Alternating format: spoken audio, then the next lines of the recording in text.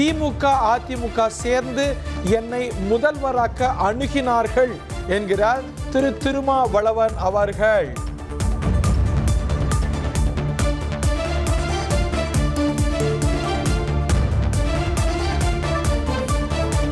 திமுக அதிமுக சேர்ந்து என்னை முதலமைச்சராக ஆக்க அணுகினார்கள் என்கிறார் தொல் திருமாவளவன். விடுதலை சிறுத்தைகள் கட்சியுடைய தலைவர். தேர்தல் முடிந்து தொங்கு சட்டமன்றம் உருவாகி விஜய் அவர்களுடைய கிளைம் ஆளுநர் முடிவெடுக்காத நிலையில நிறைய ஃபார்முலேஷன் பேசப்பட்டது.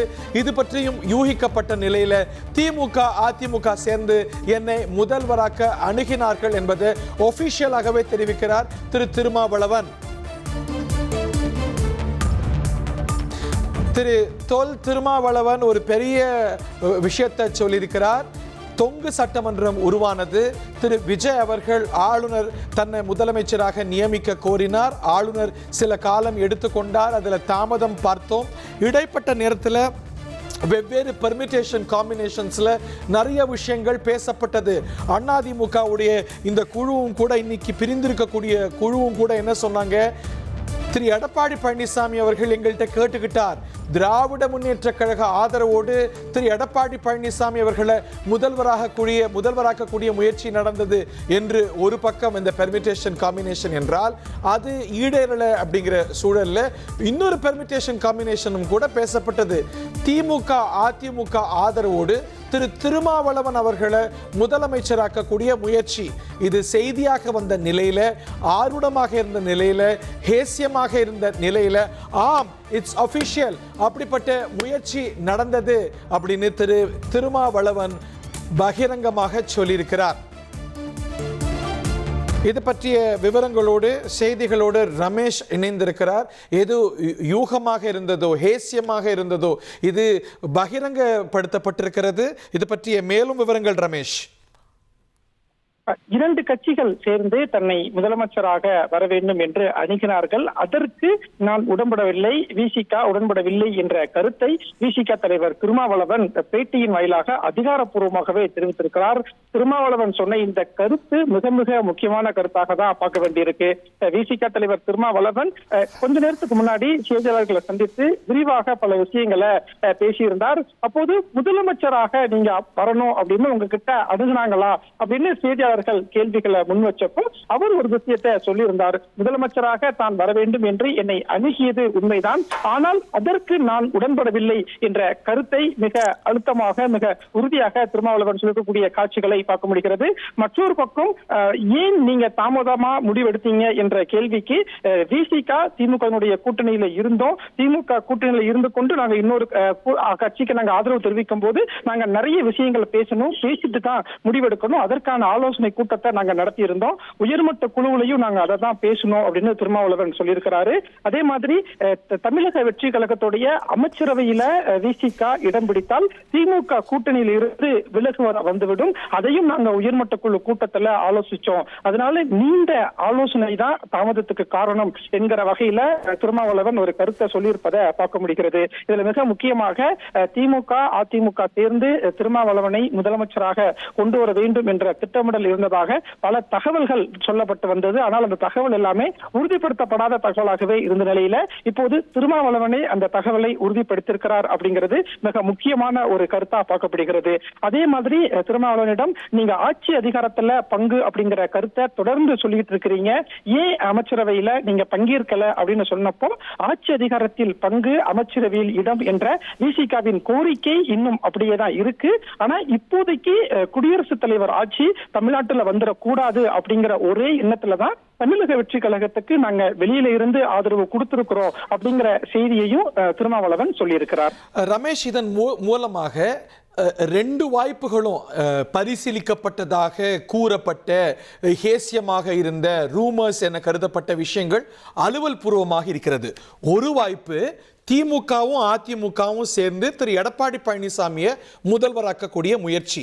இன்னொன்று, இந்த இருவரும் திமுகவும் அதிமுகவும் இணைந்து திரு திருமாவளவனை முதலமைச்சராக்கக்கூடிய முயற்சி. ரெண்டுத்துக்கும் ஒரே பொது நோக்கம்தான், தமிழக வெற்றி கழக ஆட்சியை தடுப்பது. ஸோ இந்த 2 முயற்சியும் நடந்திருக்கிறது. திமுக அதிமுக இணைந்து திரு பழனிசாமியை முதல்வராக்கிறதுக்கான முயற்சியும், அதே போல திமுக அதிமுக இணைந்து திரு திருமாவளவனை முதல்வராக்கிறதுக்கான முயற்சியும் 2மே எக்ஸ்ப்ளோர் செய்யப்பட்டிருக்கிறது அப்படிங்கிறது உறுதியாகிறது இல்லையா? அந்த செய்தி தான் நமக்கு இப்ப உறுதிப்பட கிடைக்கிறது. காலையில அதிமுக முன்னாள் அமைச்சர் சி வி சண்முகம் செய்தியாளரை சந்திச்சிருந்தாரு. அப்போ ஒரு விஷயத்த உறுதிப்படுத்தியிருந்தாரு. திமுக ஆதரவோடு அதிமுக ஆட்சிக்கு வரும், எடப்பாடி பழனிசாமி முதலமைச்சர் ஆவார். இந்த செய்தி எல்லாம் பேசப்பட்டது உண்மைதான். ஆனா திமுக அதிமுக அப்படிங்கிறது எதிரெதிரா அரசியல் செய்த கட்சி, அதற்கு நாங்க உடன்படல அப்படிங்கிற கருத்தை சி வி சண்முகம் சொல்லியிருந்தார். அதன் மூலம் திமுக ஆதரவோடு அதிமுக வருவது, அந்த பேச்சுவார்த்தை நடைபெற்றது என்ற செய்தி உறுதியாயிருந்தது. சி வி சண்முகம் அதை உறுதிப்படுத்தியிருந்தார். மற்றொரு தகவல் தான் திருமாவளவன் முதலமைச்சராக வருவதற்கான பேச்சுவார்த்தை நடைபெற்றது என்ற தகவல். இது உறுதிப்படுத்தப்படாத ஒரு தகவலாக தான் பார்க்கப்பட்டிருந்தது. இந்த நிலையில தான் திருமாவளவனும் அதை இப்ப செய்தியாளர்கள் சந்தித்த போது உறுதிப்படுத்தியிருக்கிறார். என்னிடம் பேசினது உண்மைதான், அதற்கு விசிக உடன்படலை அப்படிங்கிற கருத்தை திருமாவளவன் மிக உறுதியா சொல்லியிருக்கிறாரு. தமிழக வெற்றி கழகத்துக்கு பெரும்பான்மை கிடைக்கல. தமிழக வெற்றி கழகத்தை பொறுத்தவரை கம்யூனிஸ்ட் கட்சி கிட்ட ஆதரவு கேட்டிருந்தாங்க, விசிக அஜூஎம்எல் கிட்ட ஆதரவு கேட்டிருந்தாங்க.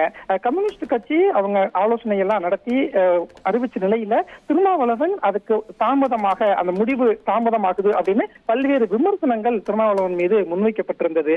கம்யூனிஸ்ட் கட்சி எடுக்கக்கூடிய முடிவை தான் நான் எடுப்பேன்னு திருமாவளவன் சொல்லியிருந்தார். ஆனால் அதற்கு ஒரு 30 மணி நேரத்தை தாண்டிய நிலையில தான் திருமாவளவன் எதற்காக யோசிக்கிறார் என்ற கேள்வியும் இருந்தது.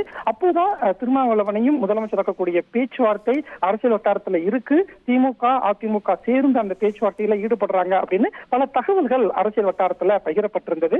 இப்போது அந்த தகவலும் உறுதிப்படுத்தப்பட்டிருக்கிறது.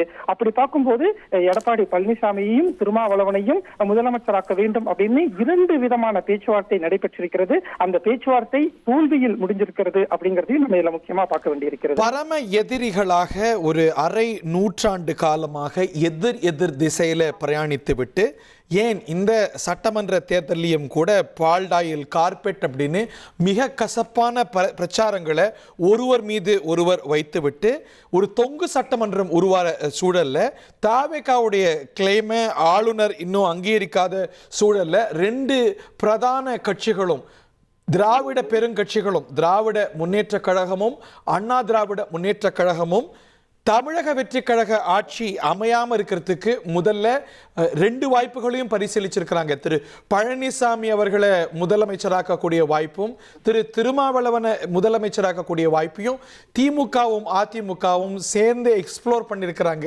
அப்படின்னு இன்னைக்கு காலையில கொடுக்கப்பட்ட ஒரு பேட்டியிலையும், இப்ப திரு திருமாவளவன் கொடுத்திருக்கக்கூடிய பேட்டியிலையும் உறுதியாகிறது.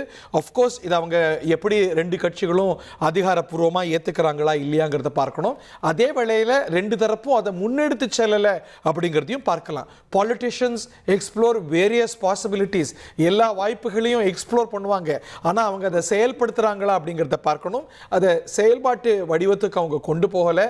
ஆனா அது ஏதோ ஒரு வகையில அவங்களுடைய பின்வாங்கலாலேயோ இல்ல அது நடைமுறைக்கு சாத்தியப்படாதனாலேயோ இந்த 2 வாய்ப்பும் அரங்கேறல. இன்று தமிழக வெற்றி கழக ஆட்சி அமைந்திருக்கிறது.